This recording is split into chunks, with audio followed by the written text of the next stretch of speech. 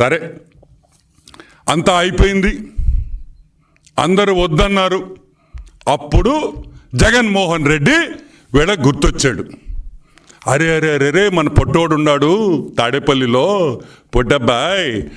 ఈ పొట్టబ్బాయిని పెట్టుకుంటే 9,000 కాదురా, మనం ఇంకొక 50,000 మెగావాట్లు పెట్టినా వాడు కొనేస్తాడు, అవసరం ఉన్నా అవసరం లేకపోయినా కొనేస్తాడు, వాడి దగ్గరికి వెళతాంరా అని ఈడికి వచ్చారు.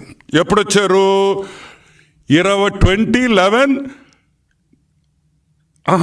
ఆగస్ట్ 2021లో వచ్చారు. వచ్చి ఏమన్నారు? అభయా 9,000 ఉండే అభయ మా దగ్గర, ఎవడు కొనటం లేదు, నువ్వన్నా కొను అన్నాడు. ఏమన్నారు? ఎవరు కొనటం లేదు, నువ్వన్నా కొను అన్నాడు. దానిదేముందన్నా, కొంటావన్నా, ఎంత ఇస్తావన్నా అన్నాడు. ఎంత ఇస్తావన్నా అన్నాడు. అయిపోయింది పని. పరిగిచ్చింది ఫైలు, అర్ధరాత్రుల్లో పరిగిచ్చింది ఫైలు.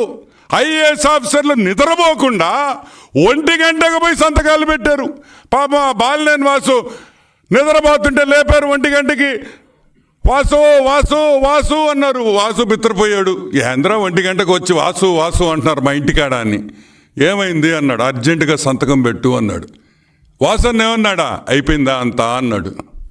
అయితేనే కదయ్యా నేను మీ దగ్గరికి వచ్చేదా అన్నాడు. వాసన్న భయపడిపోయాడు. దీనమ్మా ఇదెందుకురా మనకి లేనిపోని ఫిట్టింగ్లు వద్దు అని వాసన్న పక్కకి వెళ్ళిపోయాడు.